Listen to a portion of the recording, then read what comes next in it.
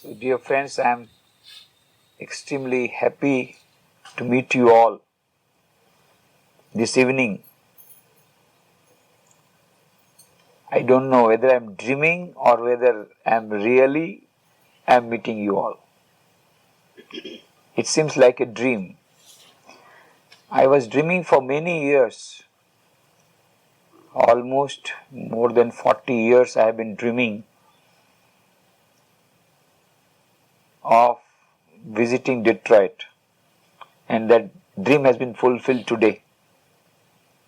First time when I read the book of Sister Gargi, Swami Vivekananda West New Discoveries, that time the book, first of all it came Swami Vivekananda America New Discoveries, and then when I learnt about how the real warfare took place at Detroit, the first initial bomb was thrown at Chicago, the world's parliament religion, at Art Institute. But the real warfare took place in Detroit. There was not much of opposition from the Christian missionaries there. But here the real warfare took place. This is the historic city of Detroit. In the life of Swami Vivekananda, Detroit plays a most important part.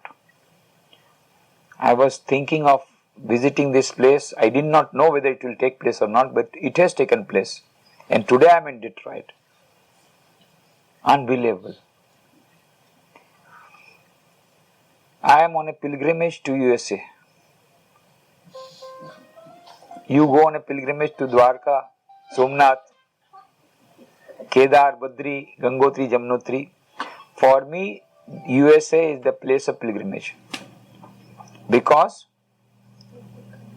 the greatest personality of all times in the world history, who was incarnation of Shiva himself, came to this earth. He was born in India, but his preaching started from America. The real Vivekananda was discovered by America. That was the Americans say, that when he was in India he was neglected. He did not have, for 3 days sometimes he will have to go without food. But here he received maximum recognition, maximum of respect, maximum of adoration. And then when he was so much, very much adored in America and the West, so when he went back to India in 1897, then he was received very much, very cordially. But before that, when he was traveling all over the country, incognito, sometimes he would go without food. So, it's America who has discovered Vivekananda. And Swami Vivekananda's maximum of his lectures were given in America. His ministry started in America. Before that, he never preached. But he started with a big bang at World's Parliament Religion in Chicago, with talking to 7,000 people. Mind you, that was also 9/11. 11th September 1893.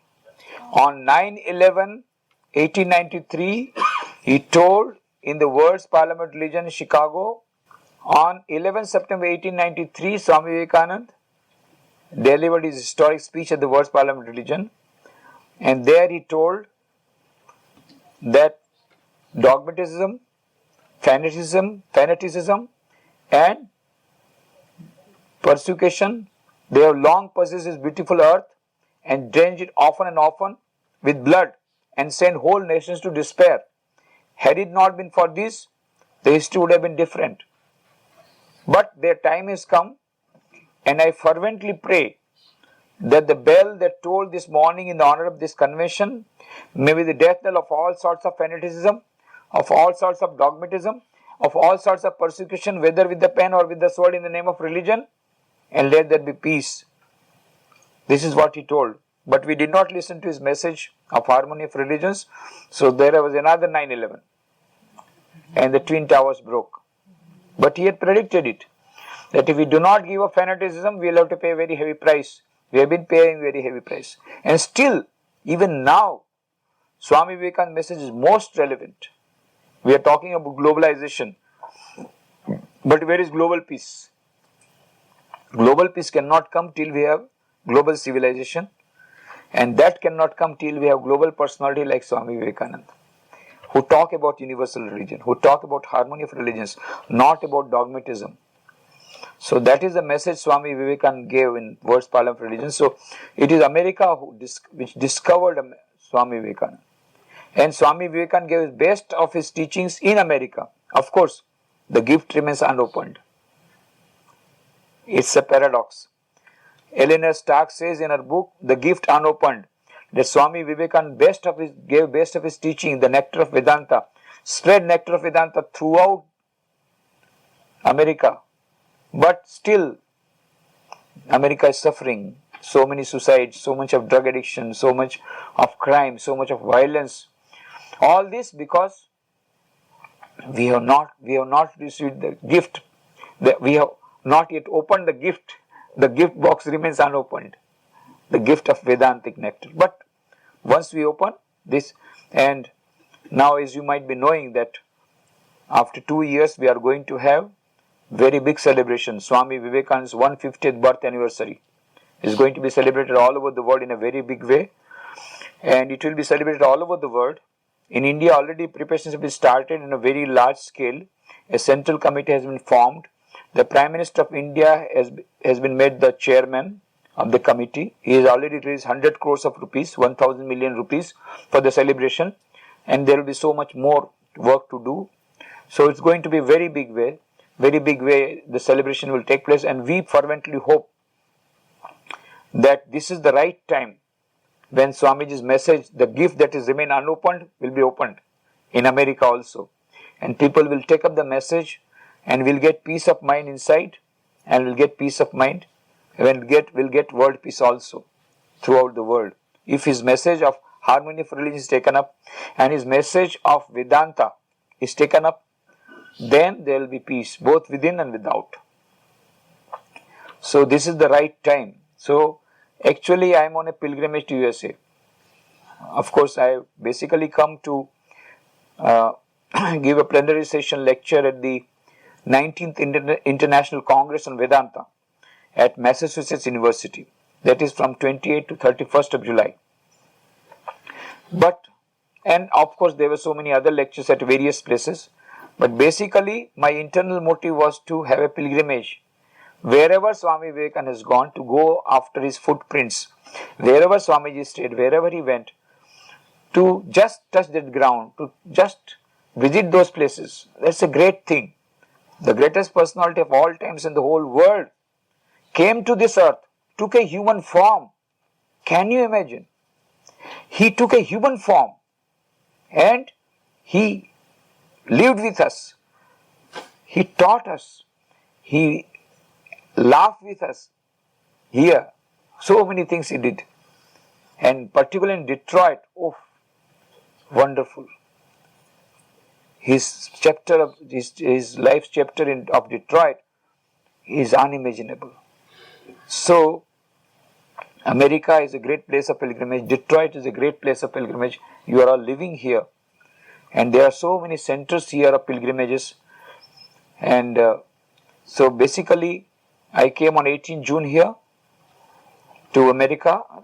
From Ahmedabad, came to New York. So all the places associated with Swamiji in New York. Also there were some lectures in New York and New Jersey.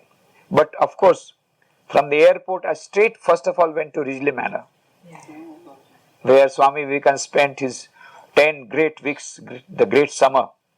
During his second visit, he had spent maximum time in Ridgely Manor. Beautiful. The very room in which Swamiji stayed is also kept there, preserved. The same house, the same form, where he had that highest experience of spiritual experience. That Ridgely Manor I went first, then New York, New Jersey. Then 28 I went to, Bhogilalji drove me to Washington DC. And there also I saw all the places, and we could enter in some of the houses where Swamiji lived. And then from Washington, we had a long drive of 16 hours from Washington to Chicago. And then Chicago, I fulfilled my desire of standing on the same place where Swamiji had given his lecture at Art Institute.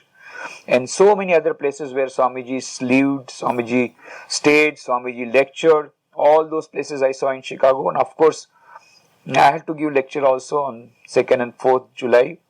On 4th July, I spoke on 4th July, on 4th July. You know, on 4th July 1898, Swami Vivekananda wrote a poem. The name of the poem was 4th July, to the 4th of July. And he called his brother disciple. He called his disciple to bring almanac in the month of June, last week of June 1902, and selected a date. At that time they did not know. But he gave many hints that I am going. And when I go, you cremate me here, cremate my body here. That also he had told. In the same place his body was cremated later on. That time they did not take it seriously. He had not yet seen 40, but he had told many times, I will not live to see 40. So many times he had given hint, and in that particular week he gave many hints. But that time they did not take it seriously. But really he had selected 4th July. And because he had the boon from Amarnath, Lord Amarnath, that Ichcha Mrityu, whenever he will desire, he will give up his body. So he chose 4th July as the day of his own independence from this body, because that was the Independence Day of America. He loved America so much that he chose 4th July, and he had written a poem also on to the 4th of July, and he chose 4th July as the date of his own liberation from this body, and that was coinciding with the liberation, that independence of America. So that much love he had. He worked hard for America, for American disciples. So much he worked hard. So Chicago, I gave that speech, and then from Chicago, we flew to Los Angeles. And Los Angeles, again, I went to all the places where Swamiji had gone. We saw all those places. And of course, I saw Santa Barbara and Trabuco, and our monasteries, Trabuco and Santa Barbara. And then from there, we went to Sacramento. From Sacramento to San Francisco. And San Francisco, see all the places. And of course, went to Shanti Ashram. Oh, wonderful place where Swami Turiyananji. Swamiji got the land, and he told Swami Turiyananji to start the ashram, and Swami Turiyananji gave so much of his own thing in Shanti Ashram. Even now you feel that atmosphere. The same meditation cabin is there. Strange. All the other cabins have been burnt, but when there is a big fire, but only this meditation cabin remains. Same cabin is there where Swami Turiyan used to, and all others of them used to meditate. And then I went to Olema. From Olema to Camp Taylor, where Swamiji spent that Camp Irving. He had that wonderful time for a few days. He was there. That is also a wonderful experience. He had Nirvikalpa Samadhi there. All those places. And then after that, from San Francisco, we just took a flight to Detroit, and the flight was to come at 10:30. But it came at about 11, and by the time we came out it was 11:30. And then we had to take a car, because tomorrow early morning we have to start. For Buffalo and of course we must see Niagara, because Swamiji saw 7 times. At least I must see 1 time. And otherwise people, they will not allow me to go back to India without seeing Niagara. Then from Niagara to Thousand Island Park, must. And from Thousand Island Park to Boston, to Providence. Boston, I will see all the places associated with Swamiji. Providence also. From Providence, I will attend that international conference, and from there go to New York, New Jersey, take a flight on 3rd August back to Ahmedabad. It's a very much packed program. Every hour, every minute has been very, very tight schedule. So it was very difficult when Mrs. Sharma told that There, we would like to have satsang here. I told it's already I am having only half day. Out of that, another half day if you take, then what will be left? Because I am coming basically for seeing the places of Swamiji. Anyway, I said I will make a sacrifice. So I made a sacrifice. I had to see at least 10 places. I could see only 4 places, but those 4 places are very important because these are the 4 places where Swamiji stayed or visited or lectured, and same buildings are still existing. Other places the buildings have been demolished or they got fire or something like that. New buildings have come on the same place. But I wanted to visit the same place and touch that ground, that holy ground, but then I could not do it because got so many telephone calls. In fact, our sisters got angry also, annoyed. But I had no other alternative. I had to decide between the two. So many people will get angry if I get late. And supposing if I don't see the places with Swamiji, I'll get angry. So what to do? I thought, okay, let me bear the brunt of the whole anger of all of them. Because otherwise I will repent. These are the 4 places I saw, and I want to appeal to you that Swami Vivekananda's 150th birth anniversary is coming. Now, there are so many things that will take place during 150th birth anniversary. So many things will take place. Of course, you will get the list. There will be youth conventions, convention for the devotees, central. It will be at Belumat headquarters. It will be at decentralized also, till in America also. So many retreats will take place. And Swamiji loved the poor, so there will be so many projects for the poor. All these things will be there. But one of the items is that at present we are not able to understand the importance of Swami Vivekananda. That is unfortunate, but we are not able to understand. That is a fact. Nobody understands and how can we understand? Swami Vivekananda himself told on 4 July 1902, in the morning he meditated for 3 hours in the shrine, old shrine. And when he was coming downstairs, his brother disciple Swami Premanandaji Baburamma overheard. Had there been another Vivekananda, then he would have understood what this Vivekananda has done. Had there been another Vivekananda, then he would have understood what this Vivekananda has done. So who are we? How can we judge? A.L. Basham, one of the greatest historians of our times, he said during the centenary of Swami Vivekananda that just after 100 years, it is very difficult to evaluate the importance of Swami Vivekananda's life in the scale of history because we are too near the history. Perhaps the future generations will be able to understand his greatness better because we are too near. After 1,000 years, Swami Vivekananda, he came. Really? Was he born? Such a man. It will be difficult for them to even believe. But we have got his photograph, we have got his clothes, we have got everything. So we are too near the history to understand his significance. But future generations will not forgive us. Will not forgive us if we do not maintain those places where Swamiji's footprints are there. So one of the resolutions that have been passed in the headquarters is that to locate and find out all those holy places where Swami Vivekananda visited, and after locating them, to try to convert them into memorials, and if that is not possible, at least to put a plaque that in this place Swamiji stayed or Swamiji visited. The rest will be done later on by the future generations. This is exactly happened. In Porbandar, Swami Vivekananda, when he was traveling all the countries, Swami Vivekananda came to Gujarat and he stayed 4 months in Porbandar. 4 months. He never stayed more than 3 days because a monk should not stay more than 3 days. You know, sadhu to chalta bhala, pani to behta bhala. That is the proverb. So he never stayed more than 3 days. But he stayed there for 4 months because he had weakness for books. And he got a beautiful library of Shankar Pandurav Pandit, who was the administrator, and he was a great scholar. And he had a very huge library. So the bomb that Swamiji threw in Chicago Parliament Religions, that was prepared there in Porbandar, in Gujarat. That means all that knowledge that he gained, that was there. He studied Sanskrit grammar, he studied Panini Mahabhashya, he studied Vedas, and he helped Shankar Pandava Pandit in translating Atharva Veda from Sanskrit to English.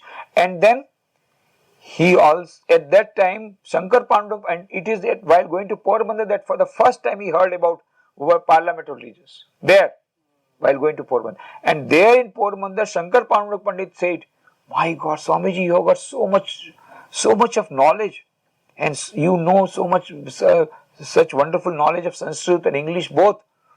You ought to go to the West, because they are thirsty for this type of knowledge. You will be able to make a stir there. But when you go to the West, you will need to know French. So I will teach you French." He knew many languages. So Swami Vivekananda learnt French there in Porbandar. So this is all what he prepared. So the room, the Bhojeshwar bungalow, where Swami Vivekananda stayed as the guest of the then Diwan, then Administrator Shankar Pandava Pandit, after independence, came in the hands of the government, and naturally it became a government guest house, and naturally it was very much neglected, very poorly maintained, it was in dilapidated condition, and all types of wrong things were done there.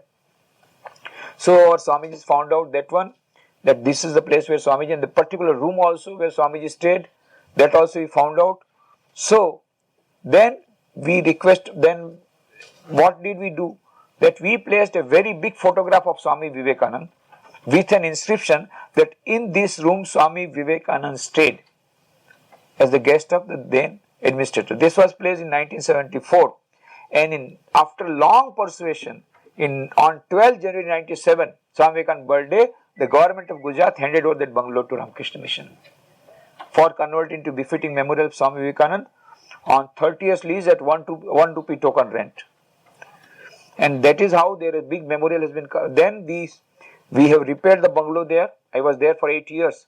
We repaired the bungalow in a very bad shape. Then we started prayer hall, meditation hall, and then that particular room became meditation room where Swamiji stayed. Then we started Vivekananda Institute of Value Education Culture, Vivek, which was inaugurated by Dr. APJ Abdul Kalam, the President of India at that time. On 12 January 2006, he came there and inaugurated it. He talked to 5,000 youths. That was a wonderful program. All these things and so many other activities have been started. But that is the memorial.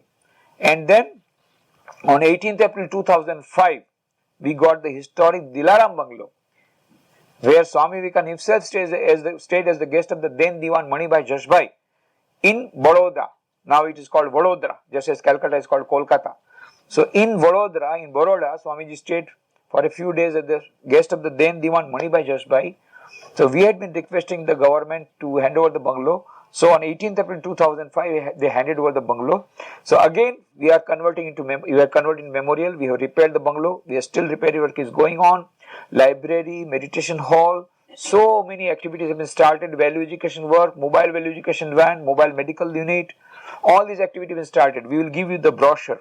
There is I'll give you at the end of the program where I'll give you every one of you an information brochure giving all the details of our activities of Baroda. But likewise, because that photograph and inscription was kept in 1974, 97 we restored the bungalow. Similarly, if we cannot convert the houses into memorials or the places, at least let us put a plaque. So I was very happy near at Auckland, the church where Swami Vivekananda gave his speech. There they put an inscription. That here Swami Vivekananda gave his speeches, and as a photograph of Swami Vivekananda in that church, First Unitarian Church in Auckland, and also they have preserved the chair on which Swamiji sat. The same pulpit is still there. I went there just few days back. I was there. And now something has to be done about Detroit.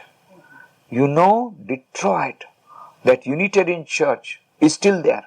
Same building. It was constructed in 1890. The same building is there. It has not been changed. In the same building, Swami Vivekananda lectured not one but 5 lectures he gave. 5 lectures he gave. And sensational lectures. And they are told Many people had to be turned away. It was overflowing. Halls were overflowing at that time. More than 2,000 people attended on the first lecture. Second day, still more lecture. Then the newspaper reports, they said, if he continues to stay like this, then there will be no more hall for no hall to accommodate the increasing number of people that they are getting now attracted to Swami Vivekananda. That is what the newspaper wrote. But the Detroit, the church is still there. But I saw the church. Of course, I touched the holy ground. I felt blessed. At the same time, I felt unhappy because it is in a very bad shape. Now nothing is there. It was in a locked condition and everything is gay. Nobody is making any use of it. And I think it will be just going to pieces. It will get destroyed ultimately. I don't know who owns it. But the best thing would be to approach the owners and maybe to move the government to make it a historical monument building, because such a great historic personality is not only a religious leader, but he is a person who is a universal inspirer. He is not only an Indian, but an universal inspirer. If we can motivate the government to make it a historical building and preserve it, that is wonderful. If not, if government does not agree, because it is a secular state like India, then in that case, we have to purchase that house, convert it in memorial. Just as Lily Manor was being sold and it was saved, and the Hollywood Center took loan. There is no money. They took the loan and saved the house. So something like that has to be done for that church. Similarly, there are 3 more places. There is one, Mr. Freer, at whose house Swamiji visited. Just now I came from that house. When your telephone came, I was there. Now that has been converted, of course, it is a part of the Wayne University. There are some classes and other things, and child education work is being done there. There are many paintings that were existing in Swamiji, but the building remains the same building. So there also we can request the government. Of course, it is already a historical building, because Mr. Freeman at that time was of an influential person and he preserved that old building. So it has been already converted into a historic building. So nobody can now change the texture and all that, fortunately. But a plaque can be kept there that Swami Vivekananda stayed here or visited this place. That is number 1. Number 2, that church, at least a plaque can be kept and we can have that church. Third is another place, Mr. Palmer. He was a very influential person of Detroit. He had a very huge property, 600 acres of land. All this he gave, and now that Palmer Park has come. Yeah, that is, he has given it to the city. He was a city mayor. He was a city, this one. He gave it to the whole city. But most important for all of us, we don't want the park.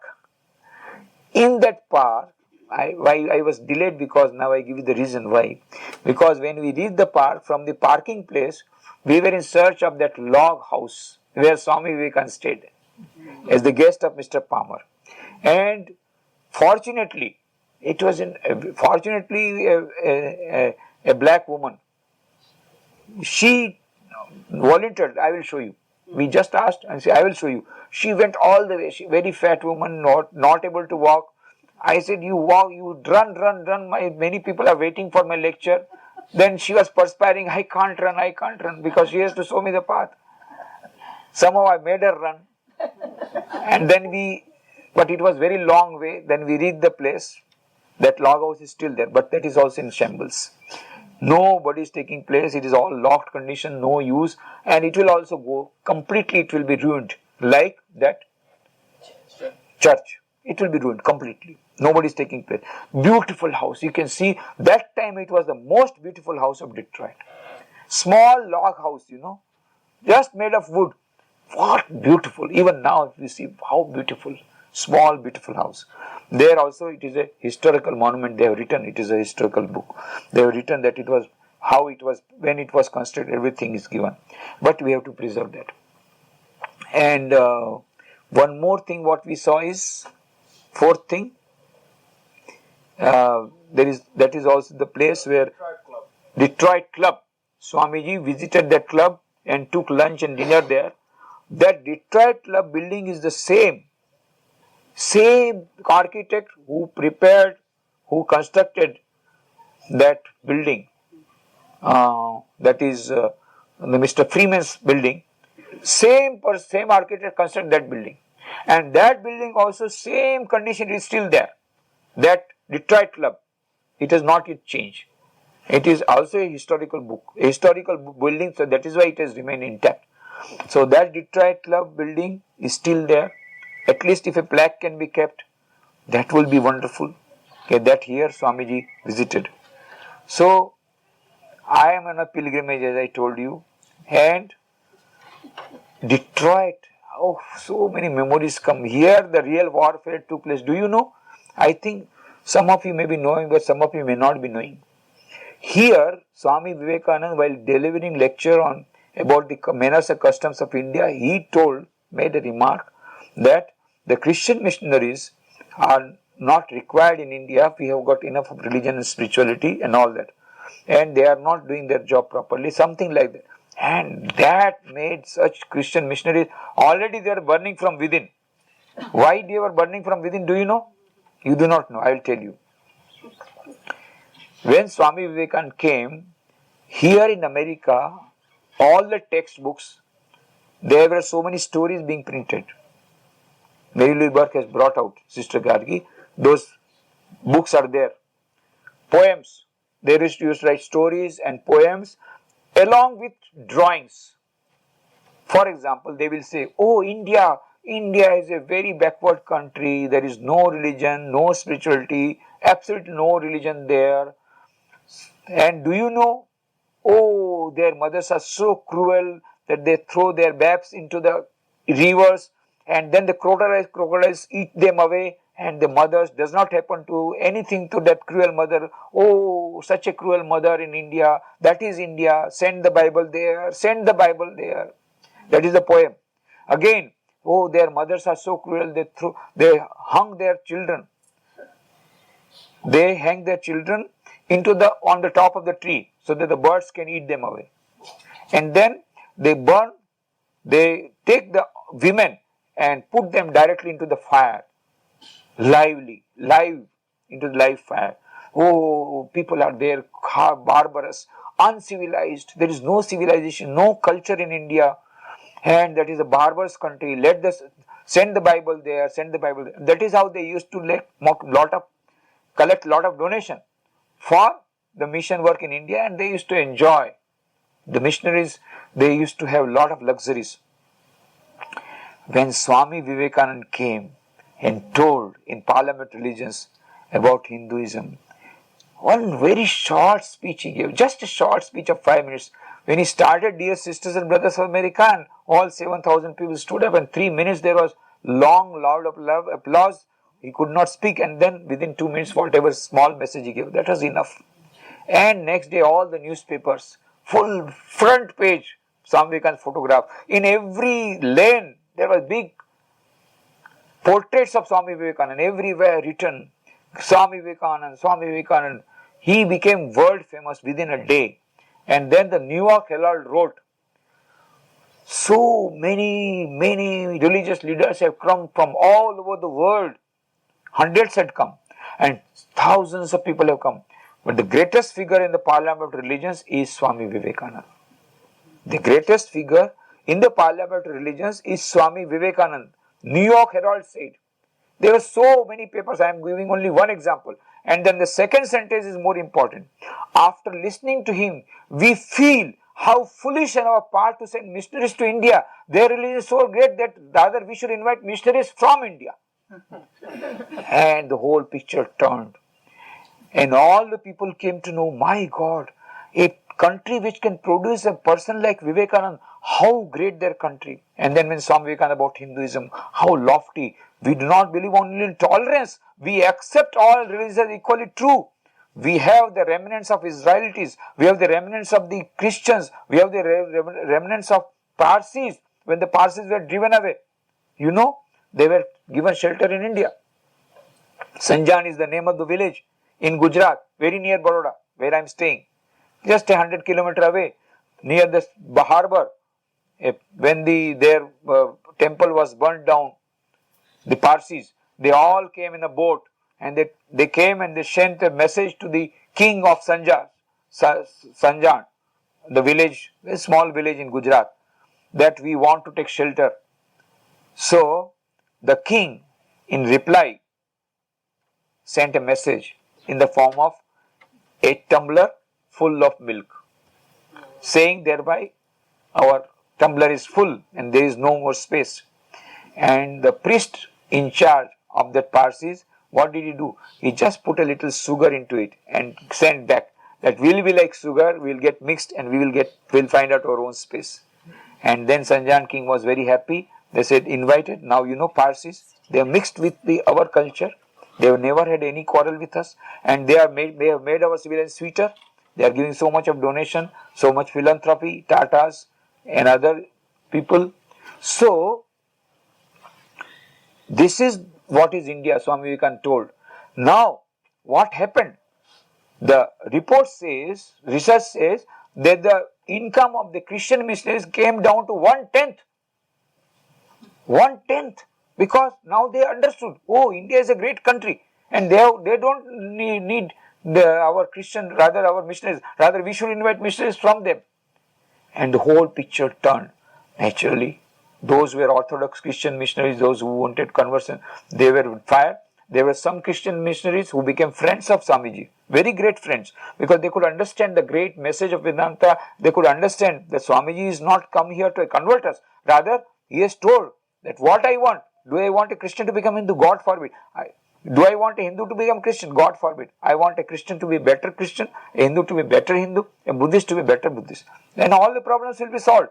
So they could understand the great that spirit of universal toleration and acceptance that Swamiji told. So some Christian missionaries became his friends and some became enemies because their interest was hurt. And when Swami Vivekananda threw his bomb in Detroit, first lecture, same church here, Unitarian Church, when he delivered his lecture, and it was in fire, and then an open letter was written by the father who had introduced him. The same father wrote against him, very harsh letter. And then they said, then so many went for defending Swamiji, and so many went against Swamiji, and Swamiji became a hero. Everybody is talking about Swami Vivekananda because controversy, lot of controversy. So that controversy gave much more publicity to Swamiji. But these Christian missionaries, they became, it is here the real war took place. Real war, not only of words, so many letters. And now I tell you the real story. The Christian missionaries, what they thought, that now he is becoming a popular figure. So somehow or the other, we have to make a showdown for him. So once they invited him for the lecture, and suddenly started asking many questions about Christianity. Now Swamiji had studied all the religions, and of course when he was traveling all over country, he had kept only 2 books with him: one Bhagavad Gita, An Imitation of Christ, by Thomas A. Kempis. So he had read the literature in such a great manner that when he started giving the replies, all the people were bewildered that he knew more than the Christian fathers about Christianity. It was a breakdown. So rather it was a showdown for them. Now they again invited him. Now they started asking questions about chemistry. Now Swamiji had encyclopedic knowledge. About that also he replied. Again there was a showdown. Now they thought the heathen has to be killed. There is no other way. So when there was a party, when Swamiji was just going to take the coffee, suddenly Shri Ramakrishna appeared. Naren, don't drink. And then Swamiji left the coffee. Later on, yes, it contained poison. So Christian missionaries wanted to kill him by poison. We did not know about that, but Swami Vijnananandji told this incident. Then we came to know. It is private, we don't tell all these things because it may give rise to controversy, It is an inner circle that I am telling. We don't want to make fuss about. There are so many good Christian missionaries who are our friends. They will feel hurt. But this is what exactly happened. Detroit was the real war front, where Swami Vivekananda fought alone against so many Christians,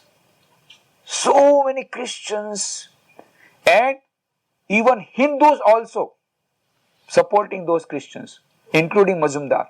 He became jealous of him because of his popularity, and Swami Vivekananda wrote, poor Mazumdar, he has become jealous, and he has shaken hands with the Christian missionaries. So much so that they started telling all sorts of lies about Swami Vivekananda's character. Oh, he is not a monk at all. He is a Hooglian, and then he is from a very lower caste, and he is not of good character, and all that. So much so that they poisoned the people. So some of other people meant that those who had wanted to organize lectures, they cancelled their lectures. Those who had invited him, they locked the house and went away. After hearing that, oh, to whom you have invited? Oh, he is not a good man. Why should you invite him to a family? And the people, they went away, locked the door, and Swamiji find he has been invited for the dinner, the house is closed, locked. So much malice towards Swami.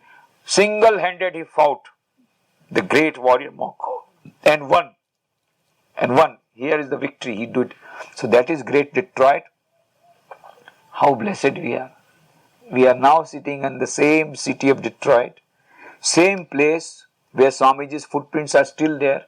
Still there are 4 places where Swamiji's footprints are visible. Apart from all this great park, not only this park, but another great park, that is Grand Circle Park. There also Swamiji was. He used to go every day because Mrs. Badley's house was still nearby, just opposite. So he used to go every day to the park. That park is still there. His footprints are still there in Detroit. So 150th birth anniversary, we should try to preserve those places. That is what I want. And now, already my time is over.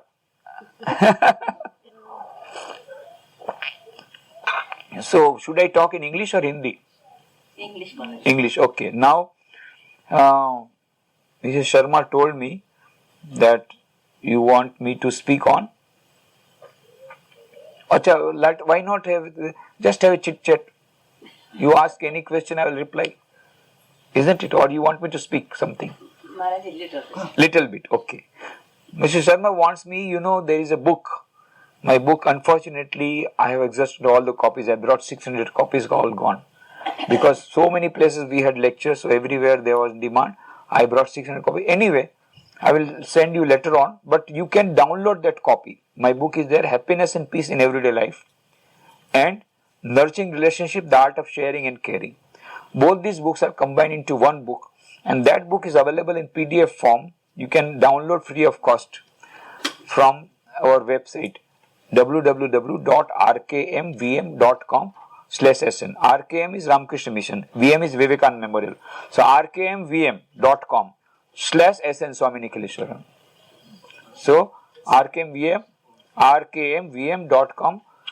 I will be giving you my brochure also, but that will contain our website of Vadodara, rkmvm.com/Vadodara. That is our official website. And if you put Vadodara instead of Vadodara, you put SN, then it becomes my website, and you will get all my articles, including that book. So in that book, I have given everything. In fact, everywhere where I go, they are asking me this topic only. Of course, some places I spoke on time management, some management of everyday life, some places on memoirs of our Hello Association with senior Swamijis with whom I came in contact. I had the great privilege of getting Diksha from Swami Veereshwarananda, the 10th president of Ramakrishna order. From him I Brahmacharya Diksha, Mantra Diksha, Sannyas Diksha, everything I received. Then I had the privilege of coming in contact with so many senior monks, Swami Gambhiranji, Swami Bhuteshananji, Swami Rangnathananji, and so many direct disciples of Holy Mother Sharda Devi. So I spoke something about that, and Kailash Anandji was one vice president, I was his sevak. So all these things I told at Hollywood Center. But apart from that, most of the places, they've been asking me to talk on either stress management or on happiness and peace in everyday life. Those who are interested, I'll give you my card afterwards, don't worry. So, that everybody wants happiness. And everybody in search of peace of mind. Everybody is under tension. Old, young, children, America, India, Japan, anywhere. All people are under stress. I asked a young girl,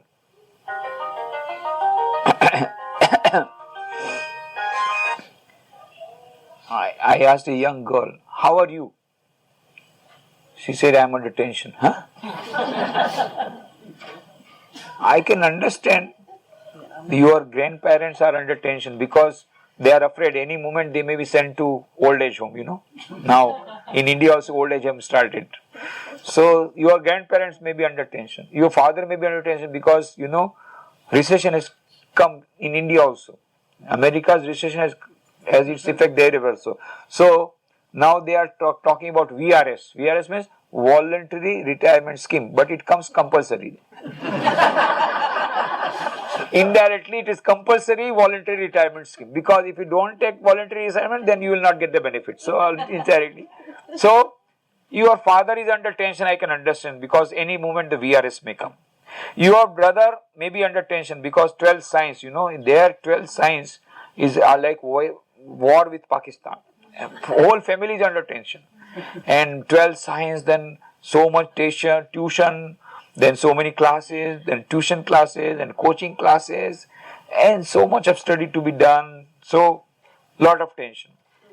Your mom under tension, I can understand, because management of mother-in-law, management of husband, management of finance, because the cost of living is going up and up, and within that small budget she has to fulfill. Then management of children who are no longer obedient, not to talk of obedient, absolutely resistant to anything and hyperactive. The management of children, and most difficult there, fortunately you don't have that problem, is because that is the biggest problem is management of maid servant. I am telling you frankly, one of devotees told me over phone, Swamiji, please get me one maid servant, otherwise I will commit suicide. Now it is too much, I can't take it anymore. How can I get a maid servant, So, but that is the only problem. Maid servant is a big problem. And then I asked, what type of maid servant you want? Well, we want a maid servant, I don't want dirty work. I want a maid servant who will be doing good, very clean work. साफ सुथरा काम करेगी, गंदा काम मुझे बिल्कुल पसंद नहीं. And then चटपट काम करेगी. Quickly he will do work. She will do the work. I don't want this slow work, इशारे में समझेगी. She must be very intelligent. She should understand by signs. She should be highly intelligent. सामने कुछ नहीं बोलेगी. Whatever I say, she will take. She will not reply. She will not retort. She will be obedient. And she will never take any leave. कभी छुट्टी नहीं लेगी और कम से कम सैलरी लेगी. So not available this type maid servant. A very big problem there, maid servant. Here fortunately no maid servant problem, because ना रहेगा बांस ना बजेगी बांसुरी. वो maid servant है ही नहीं. So everybody knows that we have to live without her, without the maid servant. So you do your own work. Of course you got some good gadgets also. But here I found everybody is working so hard. And you don't depend on them. So naturally you come to live without them. But there they feel so helpless. आज काम वाली नहीं आई, क्या होगा, बर्तन ऐसे पड़े हुए हैं, कपड़े ऐसे पड़े हुए हैं. So they feel so helpless. Anyway, so I asked that young girl, I can understand the tension of your grandparents, your father, your mother, your brother, but why are you under tension? Then she said, Swamiji, मैं हूँ ना अभी senior KG में हूँ. I'm in senior KG. Last year I was in junior KG and I got first class first.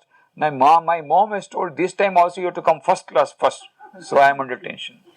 So that competition, tough competition has come. Second is generation gap has come. Big generation gap. The whole society is moving at such an accelerated speed that the society is not able to absorb that shock. Alvin Toffler had already predicted it in his book, The Future Shock, that the whole society is undergoing at such an accelerated speed that it will not be able to absorb the shock. Now, that time has already come. There is such a great speed that society is changing, rapidly moving, that there is a great generation gap. So, the children are not able to understand the parents, and parents are not able to understand the children. They are completely going in a very different direction. They are all the children very hyperactive, very highly intelligent, most disobedient, all these things. So many parents, they come to me. Oh, आजकल के लड़के बात ही सुनते नहीं हैं. Everybody, all the parents, they come only with one complaint. Nowadays the children do not listen to us. And they are all my friends. In the evening they come to me and they have got only one solution. मेरे को घर में कोई समझता नहीं, समझना चाहता भी नहीं. Nobody understands me at home. Nobody wants to understand. They have also their problem. So they feel that nobody is able to understand their problems. So that generation gap is there. Misunderstanding is there.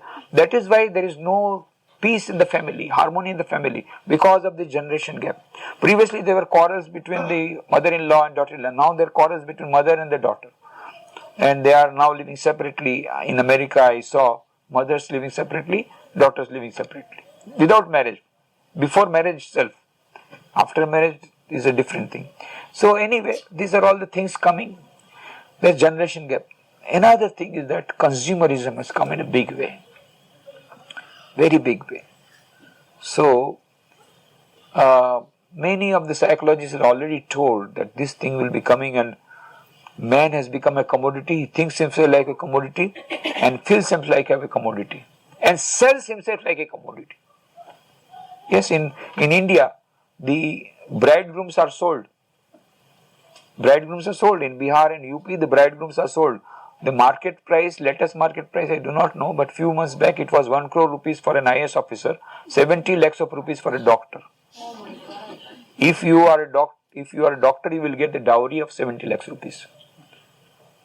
If you are an IS officer, 1 crore rupees dowry. Of course, they will say we don't take dowry. We do not say. You just put whatever is there, but that is all. Minimum is that. You don't give the name dowry, but it is there. This is the precondition. So that expectation is there. If not, the girl has to go back without the dowry. Otherwise, she will be burnt. She will be burnt. So likewise, so many things are happening. So man has become a commodity. So Eric Fromm has written a book. He wrote many books much before. The name of the book is To Have or To Be. There he said that man has become a commodity. He thinks himself like a commodity and sells himself like a commodity. And so everybody is going mad after money, consumerism, and more and more gadgets. Affluenza has come, another disease. Oxford Dictionary is added now another word, affluenza. In America, they have started, the parents have started affluenza resistant society. Same thing is now coming to India also, they are starting now. But whatever happens in America happens in India after 5 years. We are imitating, blind imitation of Western materialistic culture. So there also affluenza is coming. And affluenza resistant society is being done to prevent the children. Affluenza means you want more and more items. The more items you get, the more dissatisfied you become. The more, again you get more items. And ultimately you become a prey to schizophrenia. And then again neurosis sets in. They become schizophrenia. Then drug addiction, then schizophrenia, then suicide. And so many people are committing suicide. No peace, no happiness. On one hand, science and technology is progressing so much, So much nanotechnology is coming. Science technology, communication technology has advanced so much. So much communication technology advanced that sitting on the sofa, just take a telephone with ISD, you can talk to your friends in India or in any other country thousands of miles away. In such a nice communication. Previously, The communication was not so good. It was not audible. But now thousands of miles away, very nice communication as if standing next door. Why? Because of the satellite technology. So technology has advanced, communication technology has advanced, so much so that you can talk to your friends thousands of miles away, sitting on your sofa very nicely. But the paradox is that there is no communication with your wife for last 6 months sitting on the same sofa. I am telling you I'm not telling you this stories, imaginary. I am telling you, when I was in Rajkot, I was editing the Gujarati monthly. I used to go to Baroda for some lecture. So once when I had gone to lecture and I was returning from Baroda by train to Rajkot. So I was standing on the platform and just some distance away, a couple was standing, husband and wife were standing, but of course husband was looking at one side and wife was looking at the other side. They were standing together. After some time, the husband just politely asked, "Why this train is coming so late?" And the wife roared like a lioness, "Am I the station master that you are asking me why the train is late?" And she roared like this that the husband flung away 6 feet away. He became so much afraid. He ran away 6 feet away. I saw with my own eyes. He ran away. So much she roared like a lioness. So, very good communication. Physical distance has been annihilated. You know, when Swami Vivekananda started for coming to America on 31st May 1893, he took the ship from Bombay, and on 31st July, he reached Chicago. Took 2 months. And I started morning 4:30 a.m. from Ahmedabad on 18 June, 2:30 p.m. I was in New York, same day, same 18th. So communication technology advanced, physical distance annihilated, but mental distance increased. No communication between husband and wife, no communication between mother and daughter, no rapport between the family members, what to talk of country to country, world peace, no peace inside the family itself, no peace inside the mind. So all are in search of peace. That is very true. Now, one of the important reasons is this consumerism.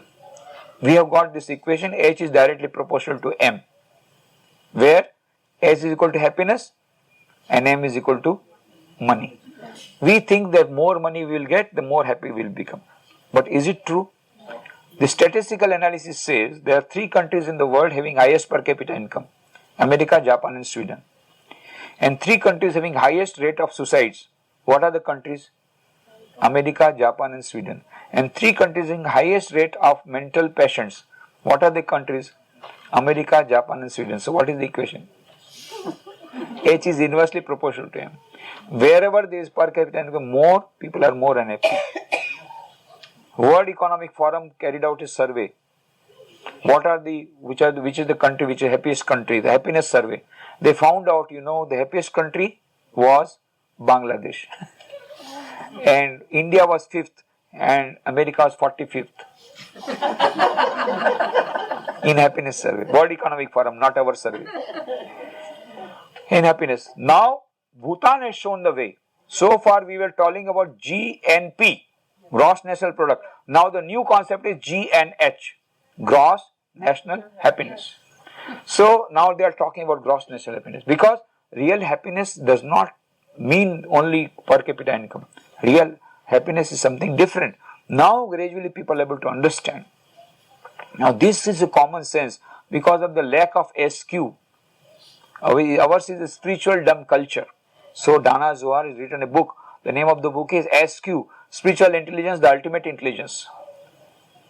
She is a professor in Oxford University and she says in her book, neurologically, physiologically, biologically, psychologically, from every point of view there is a concluding evidence there is something called SQ, which is the basis of both IQ and EQ. What is IQ? IQ will tell you how to play the game of life. What is EQ? EQ will tell you how to play the game of life under changed circumstances with changed strategies. Emotional intelligence. And what is SQ? Spiritual intelligence. SQ will tell you whether to play the game of life at all or not. Well, that is your choice. That means what is the meaning of life? What is the purpose of life? Why are we here? Why are we born? Nobody has ever thought. So many youngsters come to me. What is the purpose of life? Oh, I want to become chartered accountant engineer. Oh, okay. What is the ultimate aim of life? I never thought about it. When will you start thinking? When you sit down in the car, the first question you should ask, where do you want to go? A car has already gone long distance, and after reaching the destination, you say, where I want to go? Oh, I wanted to go to, that's it. Oh, there you come back. Go to the reverse side again. We don't know. We are going all very fast, but we know the direction. That is a Zen story. A horse was galloping at full speed.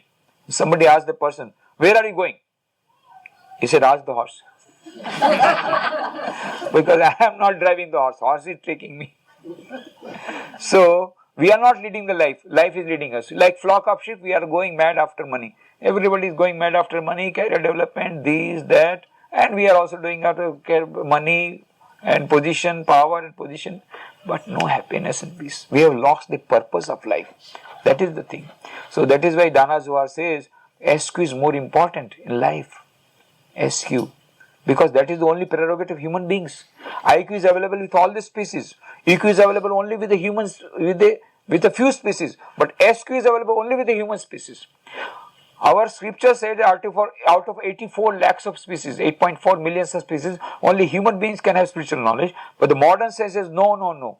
They are not 8.4 million of it. 12.5 million species are there.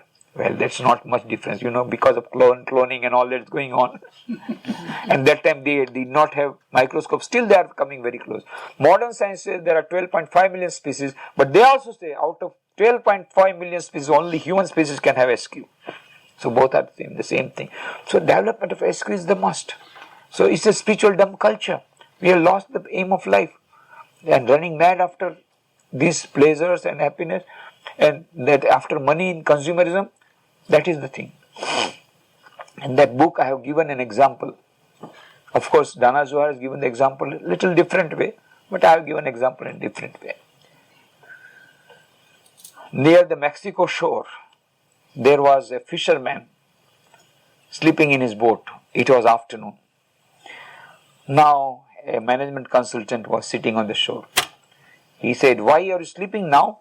He just woke him up. Hey, why are you sleeping? Why are you not fishing? It is still afternoon. Then he said, sir, what happened early morning when I went for fishing, I got a very good catch. Very big fish I got. I sold it. I got very good money, which is good enough for my today's needs. And so, now I am just relaxing and enjoying. My quota is over. Then that considered, what? Is there any quota system here? You should earn more money. What will I do with extra money? Why? You must deposit. Now he had never thought of deposit. He had never heard that money can be deposited. He said you deposit. Then you go on depositing. When you have got more money, then you purchase a bigger boat. Then you will be able to go deeper into the ocean. Then you will be able to catch bigger fishes. Then you will get more money. What to do with more money? Again deposit. And go on getting deposit and then getting more and more boats. Then you will have a fleet of boats, and then you will become a CEO, Chief Executive Officer of a big company. And then you make good business. When you have good business, afterwards when you earn a lot of money, then what I should do? Earn more of money. Then deposit. And then you come to me, then you take retirement. Then you come to me, I have got all the investment policies with me. I know everything. I am an MBA from Harvard University. So I will tell you where to invest your money in a profitable manner. So then what will happen when you invest like this? Every month you will get some fixed income, and then you will be able to sleep nicely. I was sleeping nicely. It is you who woke me up. For sleeping nicely and for relaxation, such a roundabout process. So Dana Zohar says that fisherman has got a better SQ. This fellow has got more IQ, but fisherman has got more IQ. That does not mean we should not go for more money earning. No. But the meaning is this: what is the purpose? Why are we earning money? For happiness. That we have forgotten. Half of the life goes in madly running after earning money and losing health, and then next half of the life gaining health, losing money for gaining health. Earning money, losing health. Then next half, gaining health, losing money. So what is the profit? So that does not mean we should not go for money. So this consumerism is one of the reasons. Main thing is that we are trying to get happiness outside in so many objects. An old woman was searching for a needle which was lost. She was searching, and then somebody asked, "Why? Mother? What are you searching for? Maji, क्या देख रही हो?" बोले मेरी सुई घूम गई, कितना घंटा हो गया, मिल ही नहीं रही है. बोले I will help you. अच्छा बताओ कहाँ गिरी थी? गिरी थी बोलो कमरे में. है? उधर कमी तुम यहाँ देख रहे, बोले उधर अंधेरा है ना. इधर लाइट है, अंधेरे में कैसे देखूं?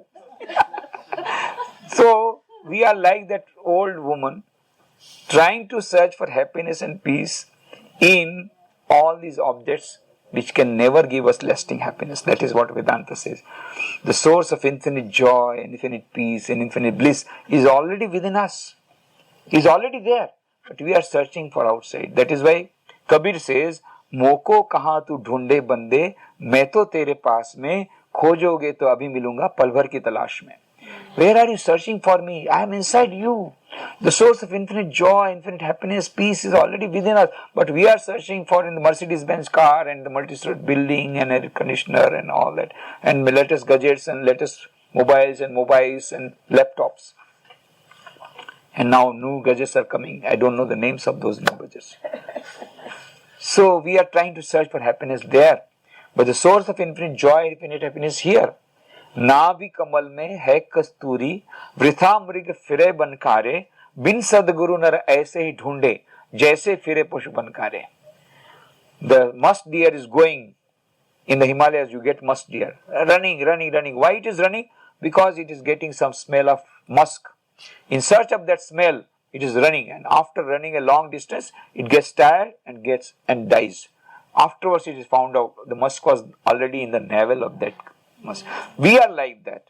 नाभि कमल में है कस्तूरी, वृथा मृग फिरे बनकारे, बिन सदगुरु नर ऐसे ही ढूंढे, जैसे फिरे पशु बनकारे. We are like that musk deer, searching for happiness and peace outside, but the source of infinite joy, infinite peace is within. That is why Kathopanishad says, "Nityo nityanam chetanas chetananam eko bahunam yu vidadhati kaman tam atmastham yenu pasyanti dhira Tesham Shanti Shashvati Netaresham." Nityo Nityanam. There is an eternal Atman. Within that eternal Atman, within that there is a eternal Paramatma. Nityo Nityanam. Chetanas Chetananam. Inside our consciousness there is super consciousness prevailing in our own heart. Nityo Nityanam Chetanas Chetananam Eko Bahunam Yo Vidadhati Kaman. He is ruling the whole world. Tam atmastham yenu pashyanti dhira. Those who have seen, who realize that supreme being who is present inside each and every human being, inside every human's heart, those who have seen that, those who have realized that supreme reality, they alone get happiness and peace. Nityo nityanam chetanas chetananam eko bahunam yu vidadhati kaman tam atmastham yenu pashyanti dhira. Tesham Shanti Shashvati Netaresham. They alone can get eternal happiness and peace. Nobody else can get. Those who have realized that supreme self within. So, the aim of life is to get happiness and peace. We have forgotten that goal. And that is why we are running mad like a musk deer. Sri Ramakrishna was talking to the devotees and he said, the aim of human birth is to realize God, to manifest, to realize that self. Then realize that Atman and Paramatman. Then the devotee said, you are talking that where is Paramatman? Sri Ramakrishna said, he said, everybody's heart. Bhagavad Gita also says, Ishvara sarvabhutanam Riddesha Arjuna Tishtati Brahmayan Sarvabhutani Yantrarudhani Maya Tameva Sharanam Gaccha Sarva Bhavena Bharata Tat Prasadat Param Shantim Sthanam Prapsasi Shashvatam. Lord is ruling the whole world, and like a machine operator is moving the machine inside. He is guiding the whole thing, all our activities. So surrender yourself and then you will get it. So Sri Ramakrishna said, Lord is present inside everybody's heart. How do we believe?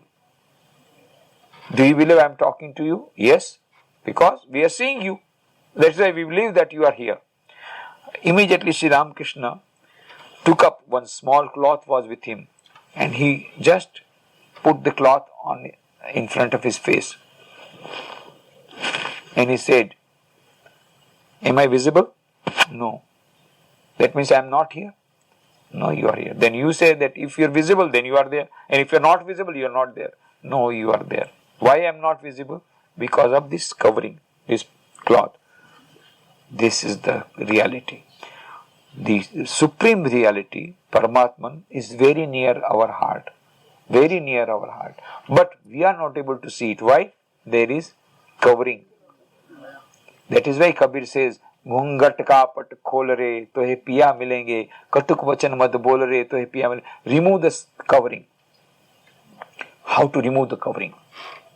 So Swami Vivekananda gives the whole gist of Vedanta in his book on Raj Yoga. He says, each soul is potentially divine. The goal of human life is to manifest this divinity within by controlling nature external and internal.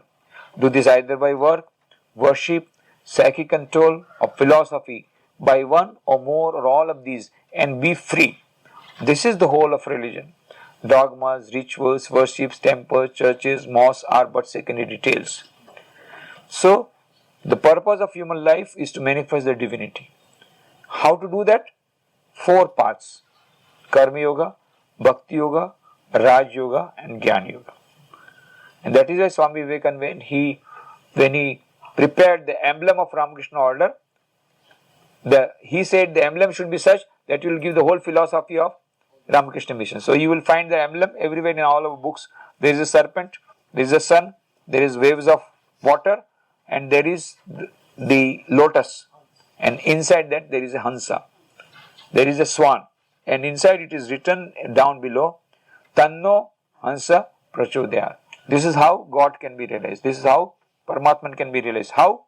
By combination of 4 yogas. Sun represents knowledge, lotus represents bhakti, waves of water, the waves of action, karma yoga, and serpent is the kundalini shakti, which moves like a serpent from Muladhara to Sahasrara to the Sushumna. Kundalini shakti moves like a serpent. So that denotes Raj Yoga. So by combination of these 4 yogas, Raj Yoga, Bhakti Yoga, Jnana Yoga and Karma Yoga, you manifest the divinity. You get infinite joy, infinite bliss, infinite happiness. That is the purpose of life for which we are born. Now, then we will get eternal happiness, infinite happiness. That is the purpose. So now, which yoga should we practice? Swami Vivekananda says, you practice whatever yoga you like. But which practice? What do you practice? Swami Vivekananda says, I practice all the 4 yogas. Romarulla says, Swami Vivekananda rode on all the 4 yogas simultaneously. All the 4 horses simultaneously. Then, why he said? He said, we must have harmony of 4 yogas for integrated development of personality. Now in the modern management field also, they talk about maximum utilization of resources. In the time of recession, if you want to protect yourself from recession, you must have high productivity and profitability. Now, how to get high productivity? By maximum utilization of all resources. Similarly, if we want to have high profitability and productivity in our life, then we also should have maximum utilization of all the faculties. That is, we have got hands, why not work for the Lord? That is Karma Yoga. We have got mind, why not meditate with that mind? That is Raj Yoga. We have got intellect, why not cogitate over what is true and what is false? That is Jnana Yoga. And then we have all got heart. We want to love, we want to receive love, we want to give love. Why not give the love to Lord so that there is no repentance afterwards? Many youngsters come to me, अरे उसके पीछे इतना invest किया पछि दूसरे के साथ भाग गई. काय को इन्वेस्ट किया भाई? The thing is this, then Swami Vivekananda says in his book on religion of love, there cannot be an infinite love between 2 finite realities changing all the time and their moods also changing all the time and both going towards death. So, there can be only infinite love between infinite Atman and infinite Paramatman. That is Bhakti Yoga. So, by combination of all the 4 yogas, you reach the goal quicker. And when you combine all the 4 yogas, you get all the benefits of all the yogas minus this disadvantage. For example, Gyan Yoga is shortcut, but is very difficult and very dry. Kurasya dhara nishita durutya durgam patastat kavayo vadanti, like walking on the edge of a river. That is a dangerous path. So try to practice Gyan Yoga along with Bhakti Yoga. Bhakti Yoga will make it sweetened. But when you practice Gyan, Bhakti Yoga is very easy for all, very easy. But there is a danger there, you become sentimental nonsense. Sometimes you become too much emotional. So why not mix a little Gyan Yoga that will make you a little more rational? Your emotions will be rationalized. So mix the two. So each will cancel each other's disadvantage. Now, similarly, when you do Karma Yoga, you get ego. Oh, I have done so much of work. But when you mix it with Bhakti Yoga, no, I have not done. Lord, I am the only instrument. Lord has made that done. Then the ego is gone. So it becomes Karma Yoga, real Karma Yoga. So mix it with Bhakti Yoga. Similarly, when you go for Raj Yoga too much, some people, they are out of over enthusiasm, they go for pranayam. Afterwards, they come to me, oh, his Kundalini Shakti has gone up, now it is not coming down, what to do? Now, no doctor is able to cure. I tell that Swami Vivekananda tells in his book on Raj Yoga, he has written very specifically, this Raj Yoga should be practiced under the guidance of a personal teacher. But if you go like this without any personal teacher, who told you? So 24 hours meditation is not possible for all. So, but you mix it with Karma Yoga or Bhakti Yoga, then this danger will not be there of ending up in a mental hospital. Similarly, when you meditate, your mind will become calm. Then you will be able to understand whether it is Karma Yoga or Karma Bhoga. If you want to do Karma Yoga, then we have to write with path. We have to have that attitude. That will come through mixing it with meditation. So all the 4 yogas. So now the monks and devotees, how do they practice? For example, the monks of Ramakrishna order, how do they practice 4 yogas? Early morning we get up, and there is early morning there is a prayer in our temples.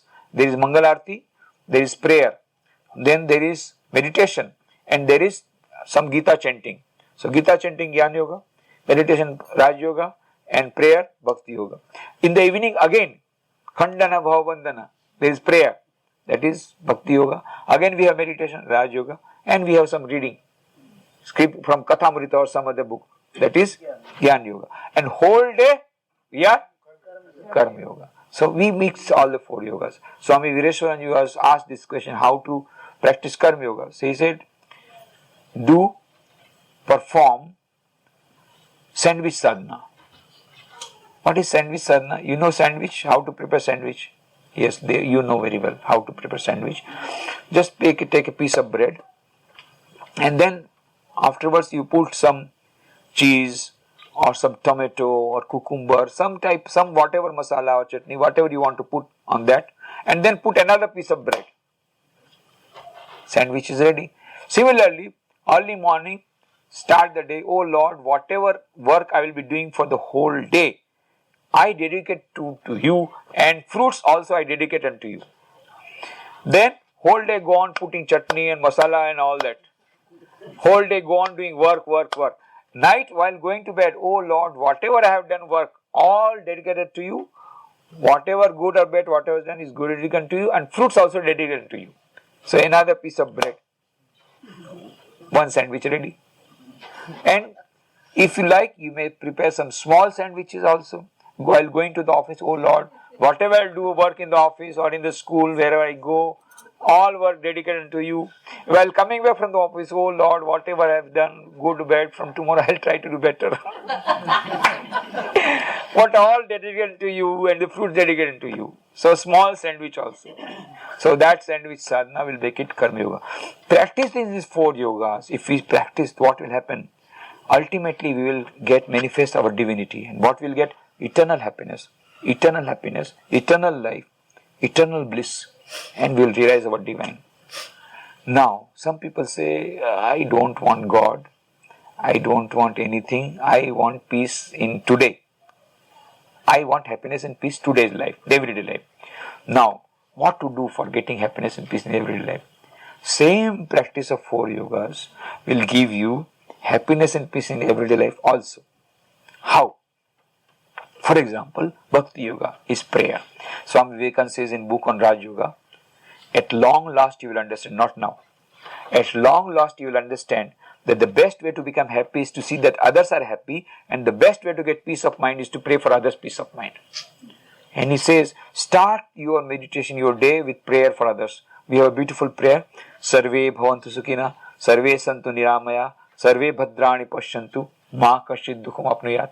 Oh Lord, let all be happy, let all be healthy, let all attain good, let none become miserable.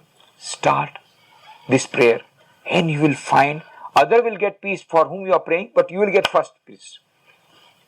Many are telling, yes, they are getting peace, but many are telling that they are not getting peace. I said, there is something wrong in your prayer. You know, many people, they pray, oh Lord, let all be happy minus my husband. Oh Lord, let all be happy minus my wife. Oh Lord, let all be happy minus my mother-in-law. Don't put a bracket there. While praying at least, whole day you do whatever you do. As a prayer, don't put a bracket. If you really make the prayer holistic, you will find the result. Prayer should be holistic. Unselfish prayer brings greater result. I remember a joke a person went to a Christian father. He said, Father, I am miserable, this recession has come, I have lost my job and I am not getting the job. Then the father said, pray. I am praying but prayer is not working. He said, make the prayer more effective. Well, how can I make it? You make it holistic. How to make it holistic? What do you mean? You know, holistic prayer answered, that becomes effective prayer. Holistic means you first give, then receive. So, give and take is the holistic prayer. Holistic means you try to be unselfish. So, he said, okay, Father. Then he prayed to Lord, oh Lord, if you get me a job, I will give 10% as charity. And he got a job. So, out of $100 per week he got, $10 he gave to charity. Father, thank you very much. Your prayers, if holistic prayers worked, and this is $10. Now, after a few days, he started getting $1,000 per week. So, he gave $100. Then later on, he started getting $10,000 per week. Father, this is too much. I have to give $1,000. This is too much. Is there no way out? Then father said, you know, he was very intelligent. He said, you see, you can't take back the prayer from the Lord. But one thing you can do, you can pray to the Lord to reduce your income so that you can give affordable this. So that the donation you have to give is affordable. You can pray to the Lord to reduce your income. Anyway, make the prayer effective, holistic. So holistic prayer works. Pray for the others. That brings happiness and peace. So pray. That is it. Everyday life it will give. Meditation. You know, now a lot of research has been done. Harvard University Associate Professor Dr. Herbert Benson made a research for 25 years and brought out a book, The Relaxation Response. Then he says, if you meditate, not only your, blood pressure goes down, bypass surgery can be bypassed, it will have a very good effect on your mind. So, meditation helps even in our daily life, physically and mentally, for mental peace also. And for stress management now, old methods of stress management not working. Western models of stress management not working. That is why they are coming at the feet of holistic management and Indian management. Why? Because most of the people are under stress. Now, psychologists say, why do you get stressed?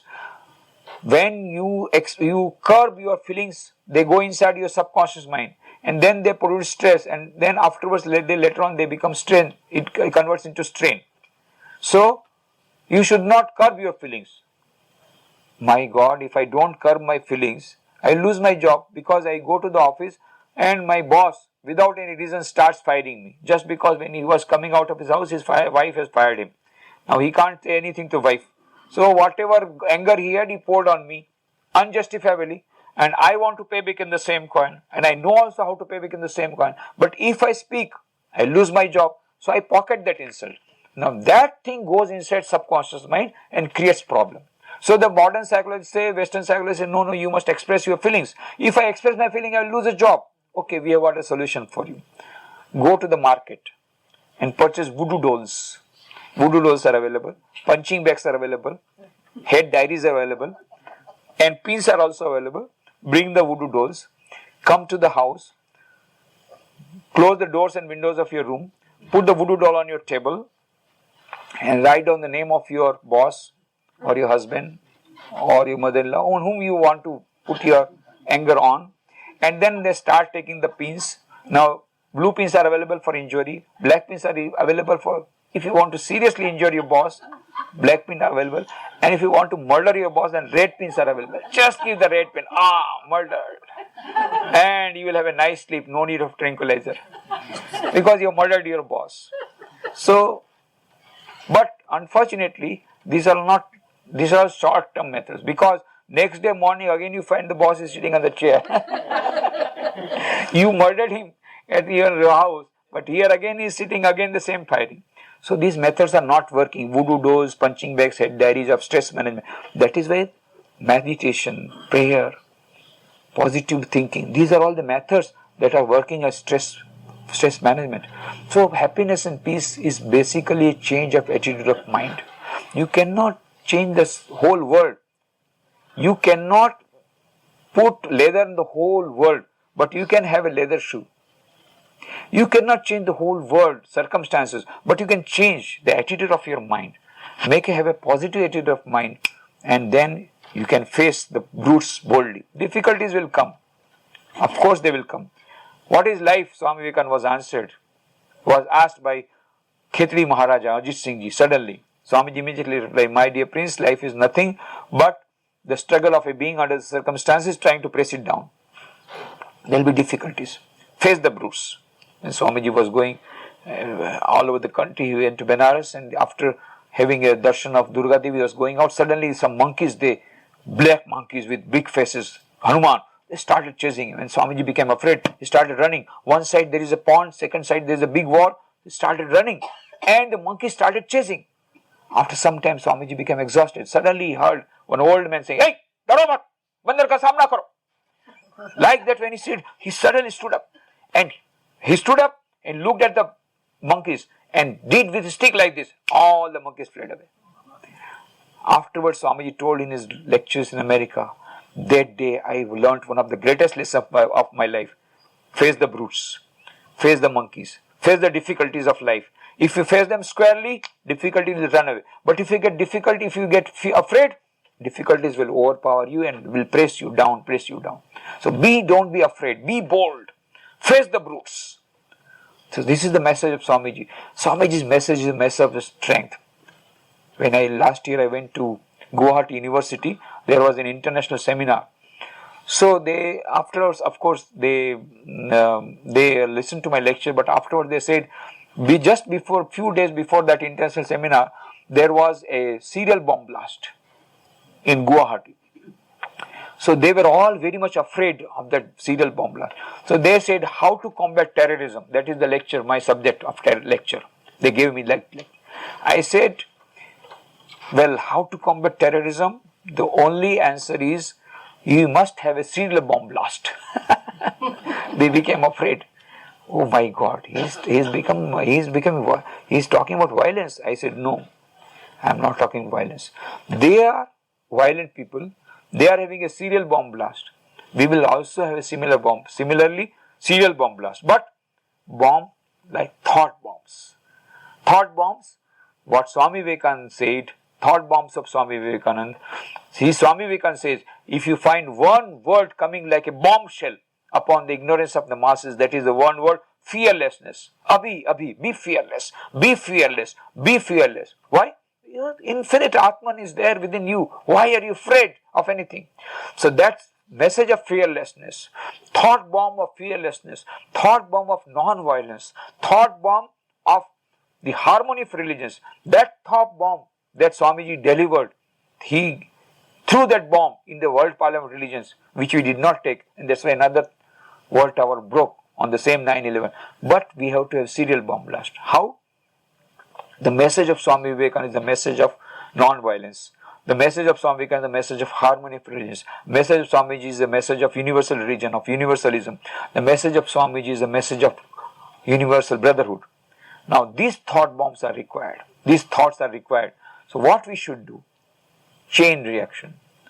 And whenever I go, today I have not been able to bring, but whenever I go, I will give you one photograph of Swami Vivekananda. One photograph all of you will get. But normally I carry some small booklets and I present those books to all. One book each present. And I tell them, if you like this book, if you think that this book has a potentiality to usher in a new civilization and of facing the problem of terrorism, if you feel like that, what you should do? Then you purchase 2 books, not one. Small, 5 rupees one book, so 10 rupees investment. Purchase 2 books and give to 2 of your friends. Condition, if they like it, they will purchase 2 copies each and they will give to their 2 friends. So 1 multiplied by 2, 2 multiplied by 2, 4, 4 multiplied by 4, 16, 16 multiplied by 16, goes on multiplying. And then there will be chain reaction, there will be fission reaction, and a nuclear bomb explosion will take place. Thought bomb. So we will have a serial bomb blast. Then only terrorism will go. Because these terrorists, after all, they are human beings. Now, why they are doing this? They are doing with a good purpose. They are doing namaz and then sitting on the aeroplane. So they are doing what a good purpose according to them. Only they have been misled. Why they are brainwashed? Because we did not brainwash them earlier. So somebody else brainwash. Why not brainwash them when they are children? When they are children, let us brainwash them with the ideas of cooperation, ideas of universal harmony, ideas of harmony of religions. And had they got this message of Swamiji, that all religions are equally true, and as many faiths, so many paths, and had they got the message of universal love, then they would not have been brainwashed by others, and then they would not have done this. So the only thing is that, as far as possible, let us try to spread the message of Swamiji. That is the solution of all the problems of terrorism, of universal discordant, global unrestlessness, and also peace of mind within ourselves. Because his message of Vedanta, his message of harmony of 4 yogas will give us happiness and peace in everyday life, will give us happiness and peace, eternal happiness, eternal peace, and will also give global peace. This message of Vedanta. So I have already taken too much. I do not know. I don't have watch. So, my God, too much. In fact, I end with Swamiji's. Swamiji used to say, to be happy and smiling always takes you nearer to God than any other prayer in the world. To be happy and smiling always takes you nearer to God than any other prayer in the world. And he used to always keep cheerful.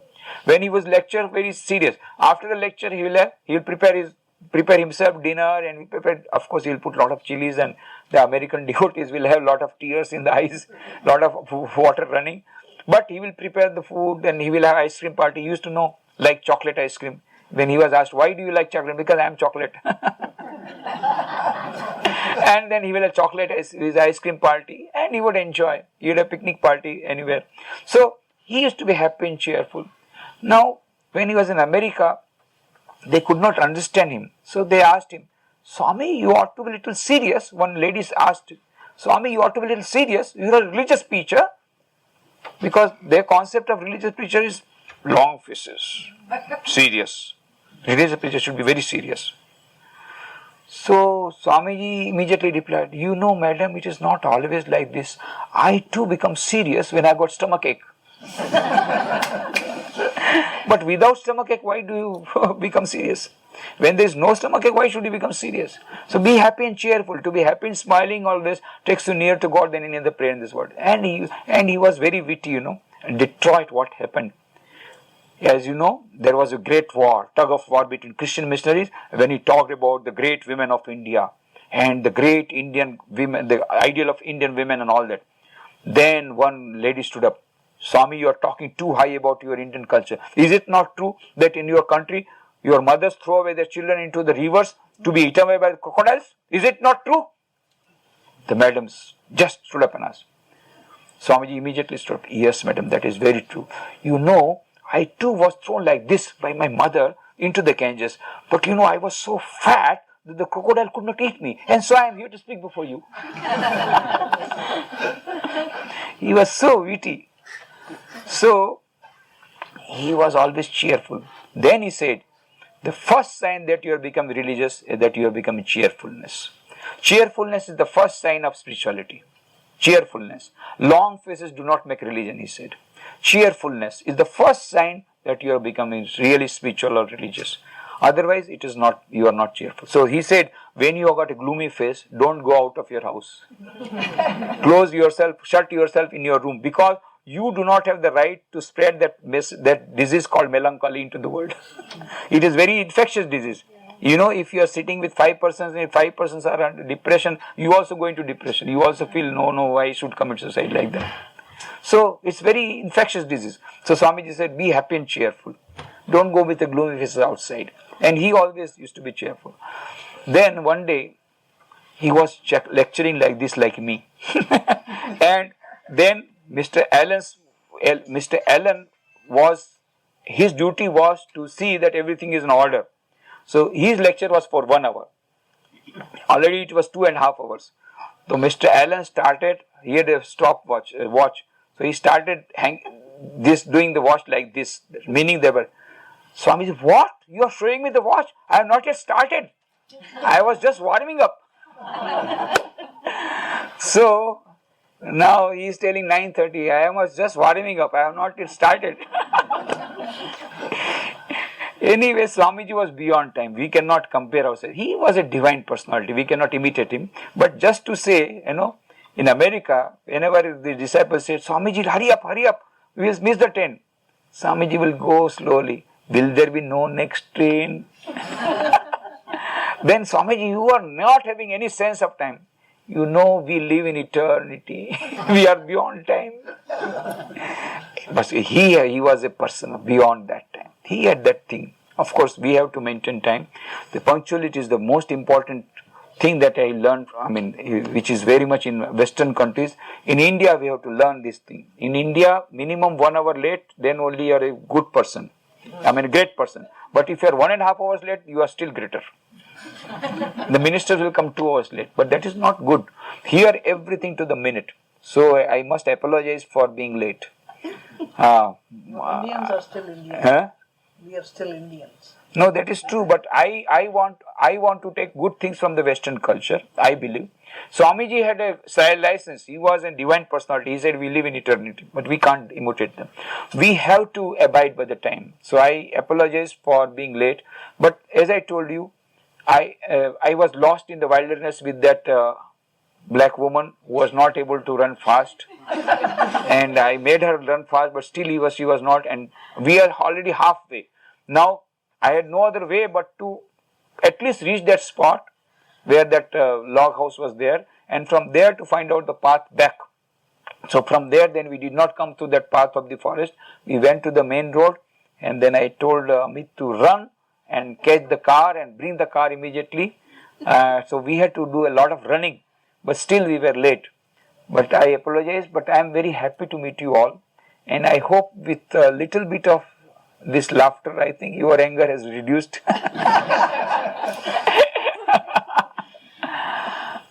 So very happy to meet you all, and I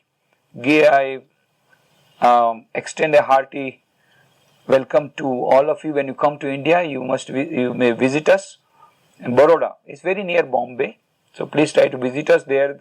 Swami Vivekananda himself stayed in that bungalow, Dilaram bungalow. That is the beauty of it. So just as you have, Detroit is a great place of pilgrimage.